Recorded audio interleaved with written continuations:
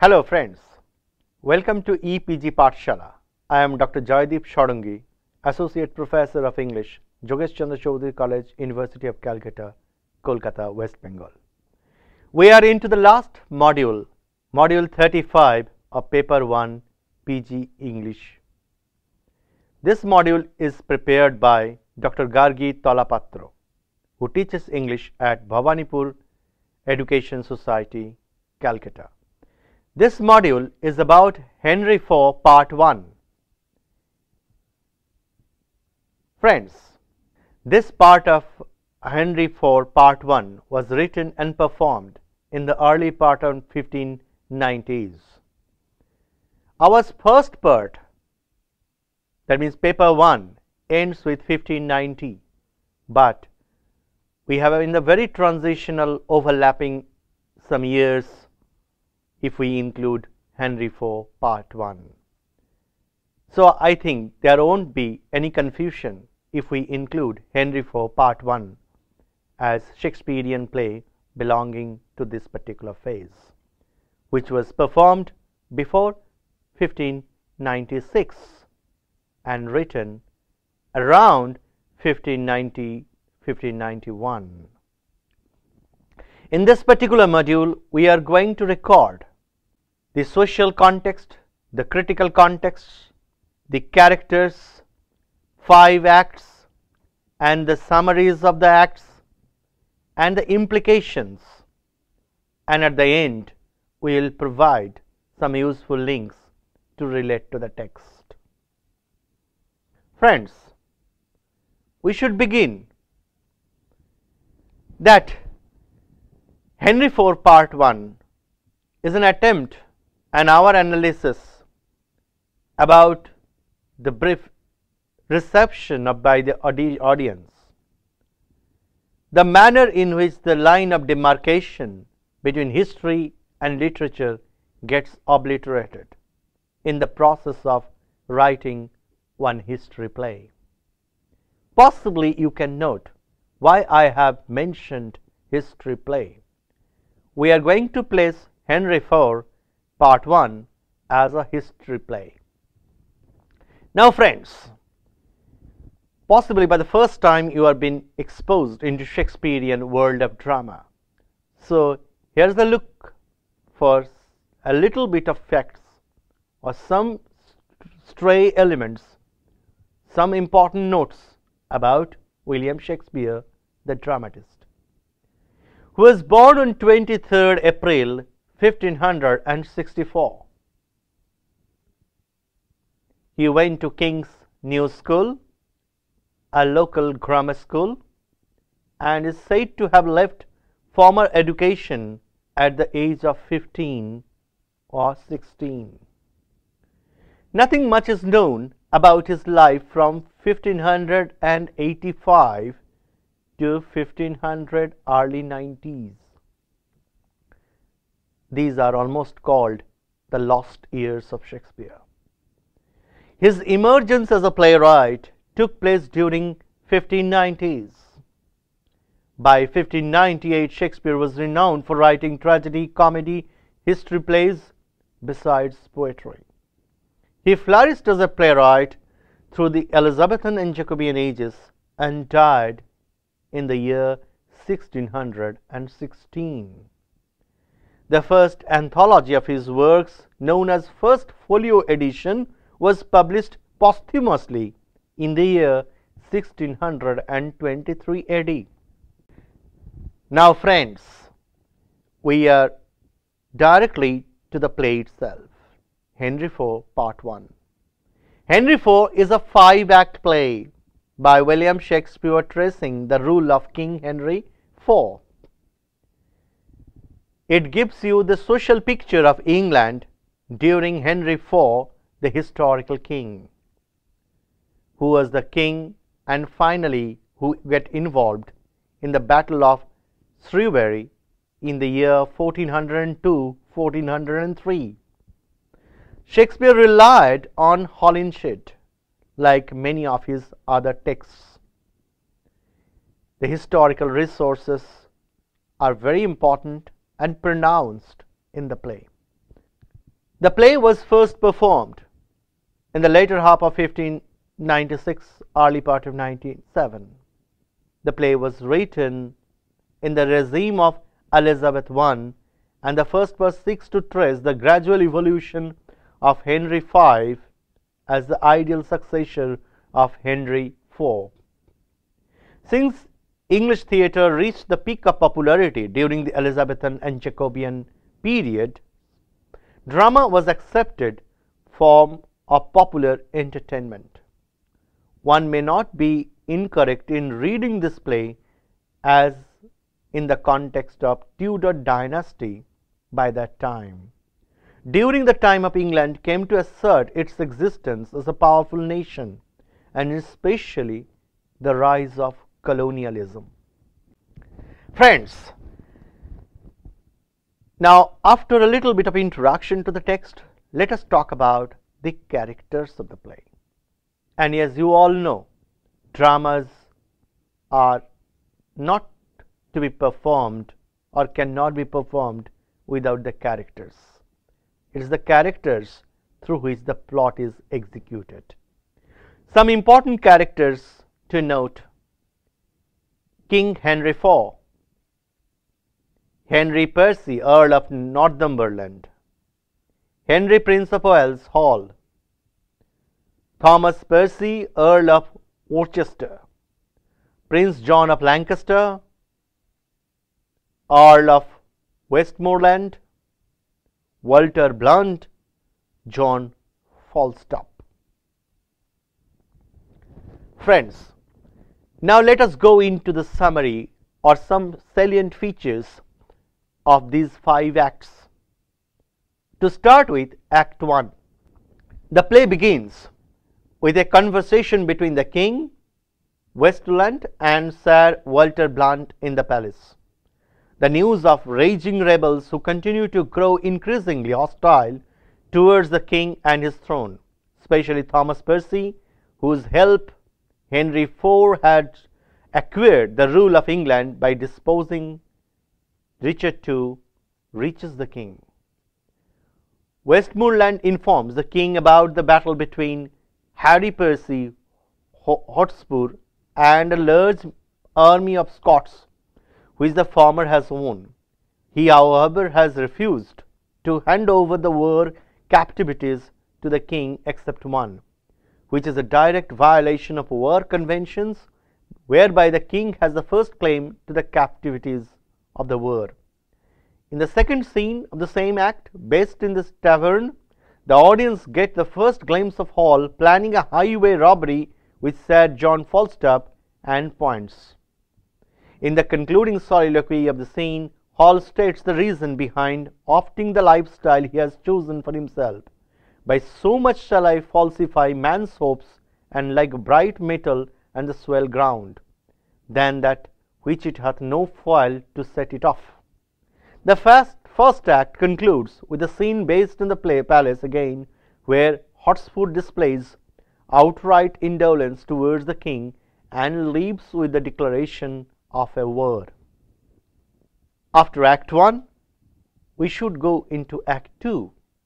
The second act comprises 4 scenes, 3 based on the humorous subplot of the highway robbery planned by Hall, Sir John Falstaff, as Hall and Points play a practical joke upon Falstaff. Falstaff is an important invention by Shakespeare. As a contrast against the first act, which culminates in the anticipation of war, the second act, through the misadventures and jokes of John Falstaff and his witty conversation with Hall, as a reversal of that the latter said the King who has asked about the misdeeds, whereas as a note of comic relief.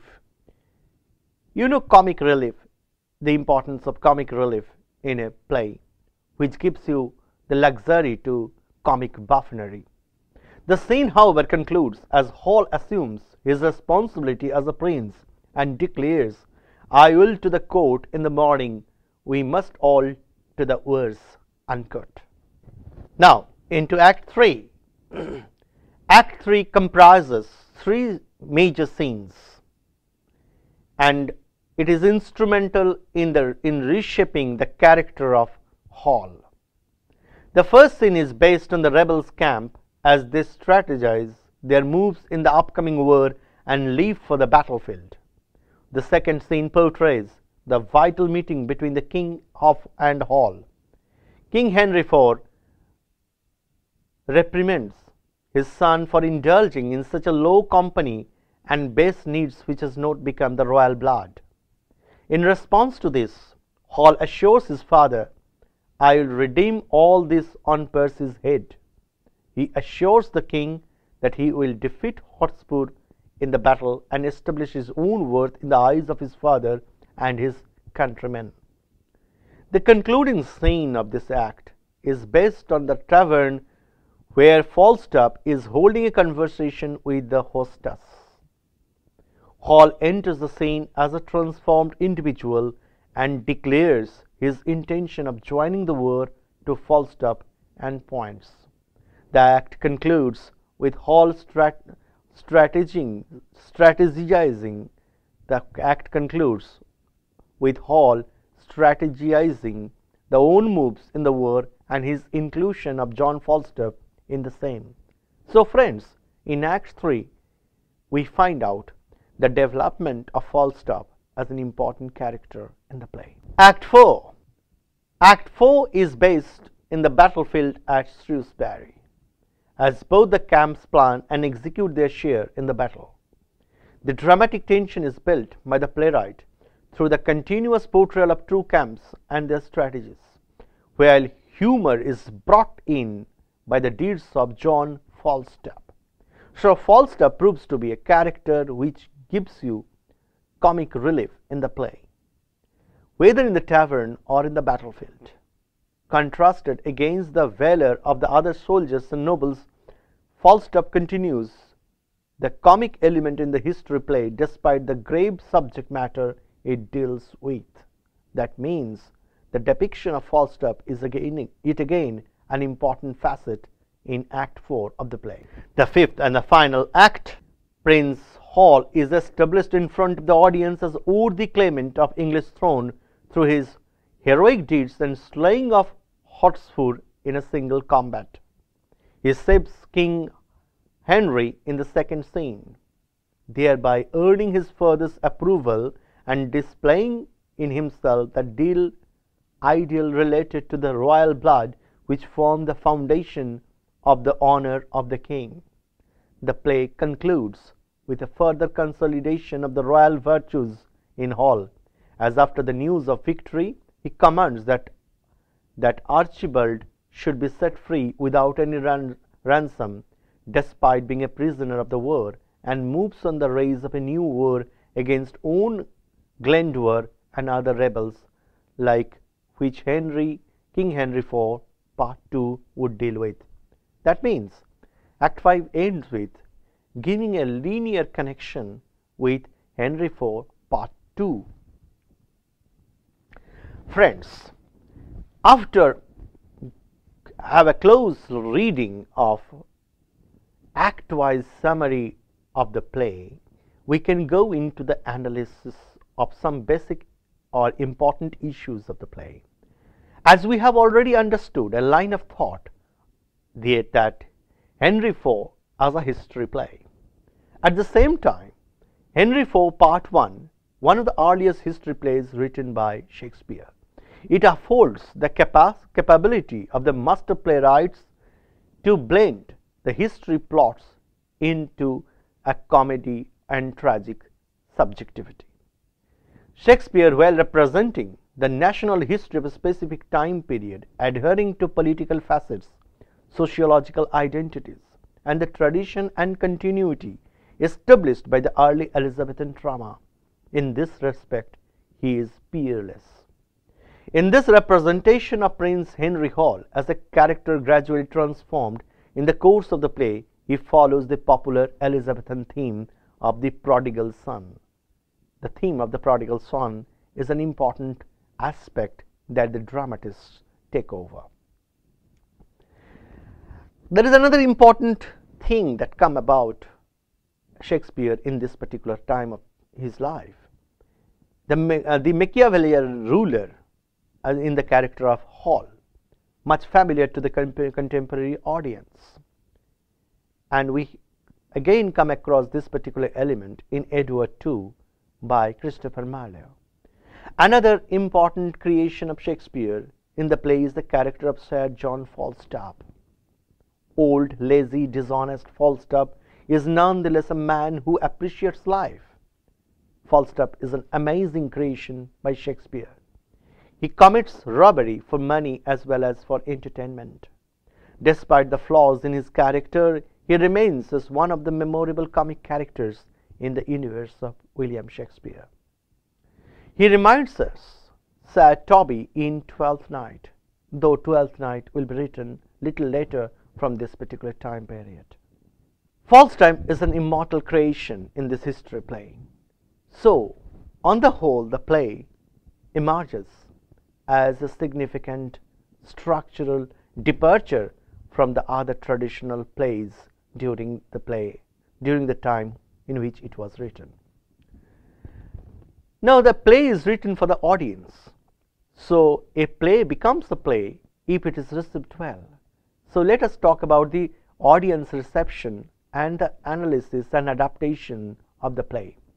Henry IV Part 1 forms one of the plays of the trajectory based on the English history by Shakespeare.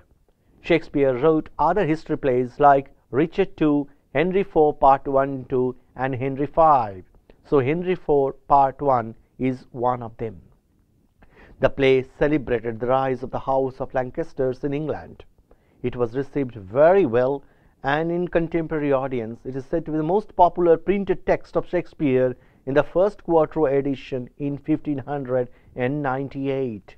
So, it is historically very pronounced text.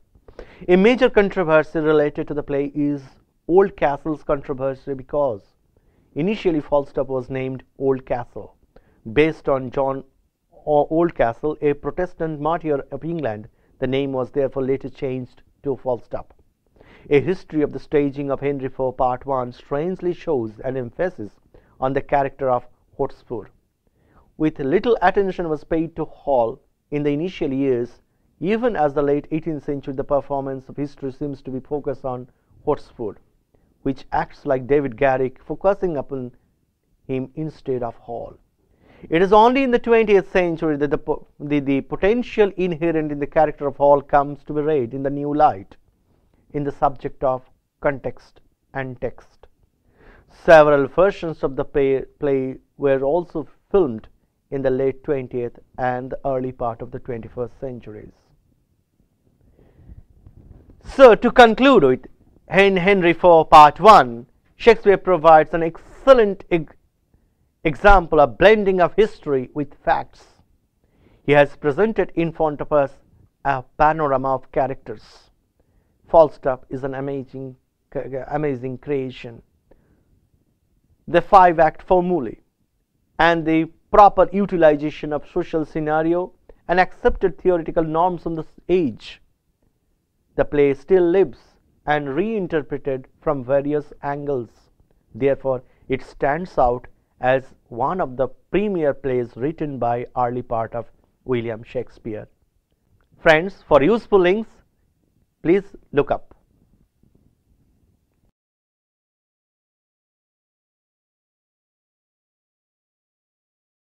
Thank you.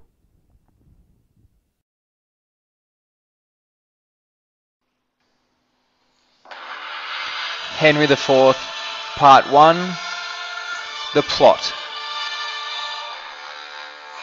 Okay, we're going to start with Prince Harry as our central character here.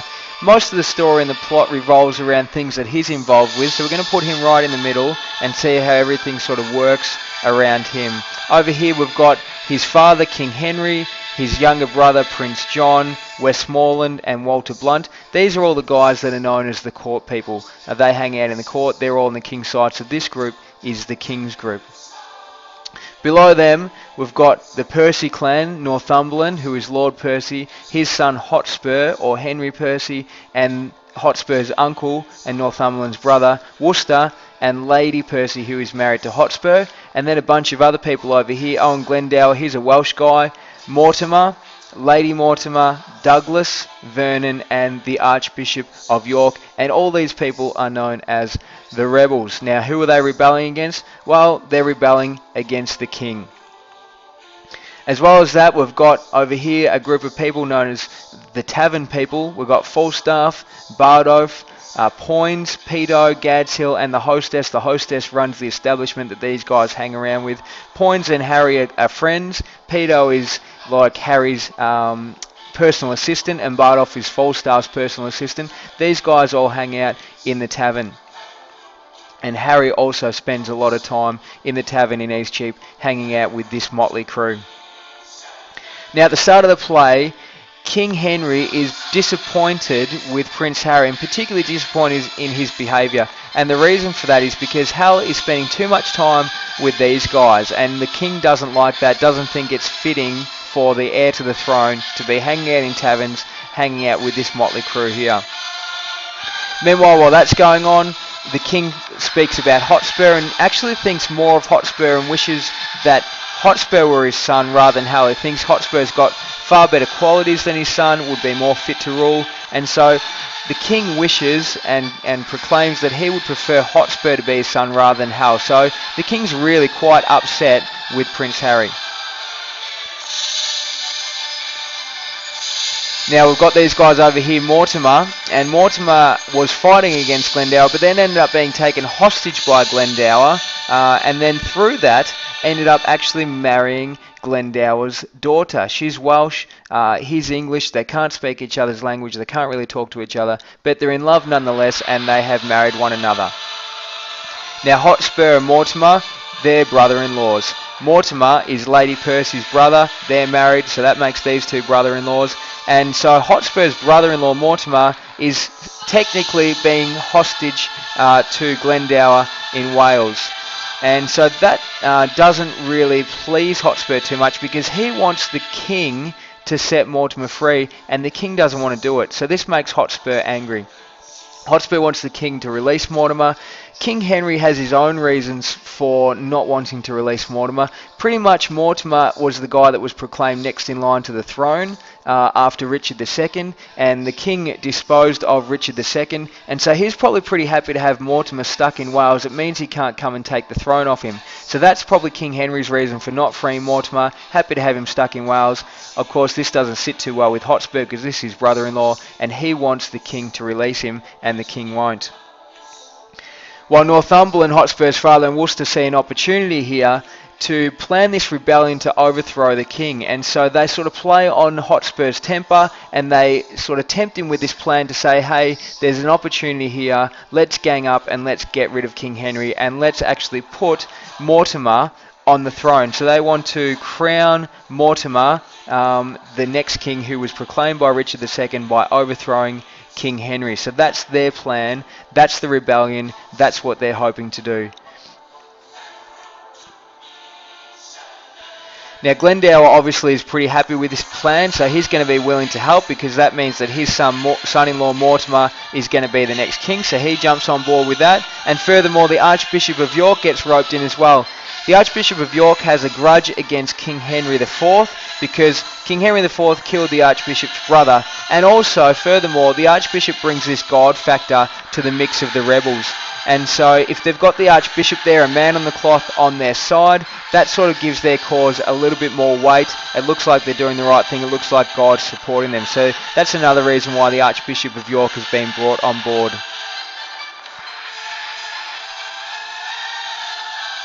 Now meanwhile, while all that's happening, Prince Harry's having a fantastic time hanging out with these guys in Eastcheap. And he's hanging out particularly with this guy Falstaff. Falstaff is sort of his surrogate father, and Falstaff is like corrupting Prince Harry and leading him astray and teaching him the wicked ways of the world, if you like. So that's going on in Eastcheap while that rebellion is being planned. But Prince Harry, Hal, does actually have a plan to turn his life around and become much more honourable and behave the way he should when the time comes to do that. And that time will come at Shrewsbury, at the Battle of Shrewsbury. So that's where we're heading into now, this big battle between the rebels and the king at Shrewsbury.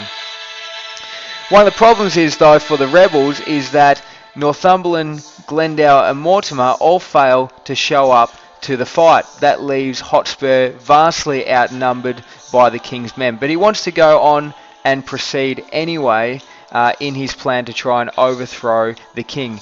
What happens is the king offers these rebels a bit of a pardon. He says, look, lay down your arms, tell me what your grievances are, we can sort something out. I want peace to come to my country. He passes that message on to Worcester and asks Worcester to pass it on to Hotspur, but Worcester lies about this offer from the king, because Worcester thinks that, well, yeah, maybe Hotspur will get away with this. He's young and he's sort of been led astray by me and by Northumberland. He's going to get away with it most likely, but the king's not going to let me get away with it. He's going to cut my head off. So he doesn't pass on the offer of pardon that the king gave to Hotspur. That means that the battle is going to go ahead, and Worcester can take a fair bit of the blame for that.